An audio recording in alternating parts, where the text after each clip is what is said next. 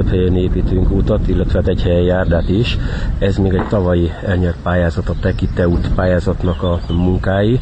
Tavaly az elhúzódó közbeszerzések miatt nem tudtuk megkezdeni, ezért most tavasszal, hogy a jó idő megengedte, azonnal megkezdődtek a munkák, a Magyar Aszfalt végzi ezeket a munkákat. 3 útfelújításunk került bele ebbe a projektbe. Ez a 3 a Győdi Járó Péter út lentről a kereszteződéstől egészen fel a templomig, tehát teljesen új réteget kap. A Dózsa György utca a Szabadság utca sarkától, vagy a Spiegelféle szerelvénybolttól egész ki a Tükörig, tehát a Rákóczi úti kereszteződésig, hát az egy borzalmas állapotban lévő útszakasz volt. A harmadik eleme pedig a Zente Ferenc tér is vadonatúj burkolatot kap, mert ott pedig az előtti tehergépjárműforgalom föltörte annyira az útburkolatot, hogy muszáj ott is cserét végeznünk, sőt több helyen föl kellett marni is, mert annyira meglepedeztek, hogy tehát már az alapokkal is baj volt. Ugye tavaly évben átadtuk ott a elkerülőt ott, ami a nyomdához és a többihez vezeti a Rédei közt, hogy most már arra megy a tervforgalom, mindenki tiltva, tehát ezért most kap egy új burkolatot, teljesen újat, és akkor utána valószínűleg már nem törnek össze ezek a szakaszok. Ugyanúgy eleme a projektünknek ott a Ságvári téren még, illetve hát a Zente Ferenc téren most már egy járdaszakasz, átkötő járdaszakasz megépítése.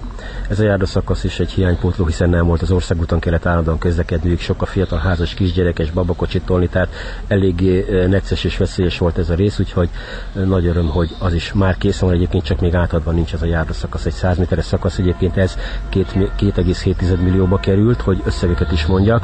A Zente Ferenc térnek 10,5 millió teljes költsége, a Dózsa Györgynek 14 millió 200 000, és a Járó Péter az, ami a leghosszabb és a legnagyobb felületet kell kijavítani, illetve hát pótolni, az pedig 23 millió forint. Tehát ez így összesen az egész 47-8 millió forintot jelent, ami azt mondom, hogy durván fele-fele arányú felét nyertük, önkormányzati támogatás pedig a másik fele, mert a útpályázat az ilyen 1 forint mellé 1 forintot teszek.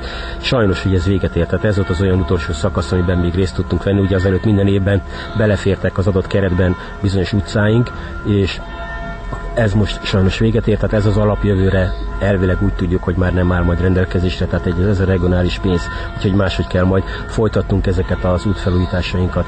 De szerencsére eddig is tudtuk, és minden évben az adott keretet kiismerítettük maximálisan. Talán megnyugtatom azokat, akik ezen az útszakaszokon élnek, hogy nem kátyúzás történt, tudni, nap mint nap kapok telefonokat, előmunkálatokat kellett végezni a kivitelezőnek. Azt jelentette, hogy ahol megrepedezett a talaj, föl kellett marnia, és azt a nagyon mély vagy nagy szakaszt gyorsan bekátyúznia, és majd úgy jön rá az új réteg. Na most többen azt hitték, hogy itt vége van, tehát megijedtek és telefonáltak, nem, mondom, a jó hírt, folytatódik a munka, de április 12-vel indulnak ezek a nagy bitumen keverő gépek és cégek, azt jelenti, hogy hétfőtől elindulnak, kedden már megkezdődik nálunk a munka, első ütemben a Győdi rész, tehát a Győdi Járó Péter út, majd utána jönnek át, és ha minden igaz, ezek pár napos munkátok az egyes útszakaszokon, tehát azt gondolom, hogy április végére valamennyi út megújulva szépen járható lesz. Kisebb kátyukat is javítanak a városban, erről mit lehet tudni? Természetesen, hát mindig dolgozunk, a legelső munka az mindig úgynevezett hideg kátyúzás, tehát zsákos kátyút veszünk, picit megmelegítjük, és a városgondosság embereivel általában ezt március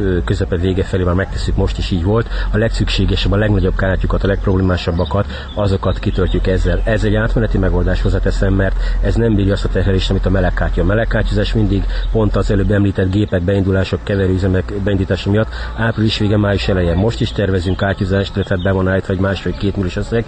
Tehát ami most kimaradt, meg még nagyon veszélyes, azt majd várhatóan április végén az ajánlatokat már bekértük, szokás szerint 3 cégtől, illetve most 4-től, és már április végén, május elején megtesszük a melegkátyúzási munkálatainkat is, amivel most még nem tudtunk végezni a város többi részén.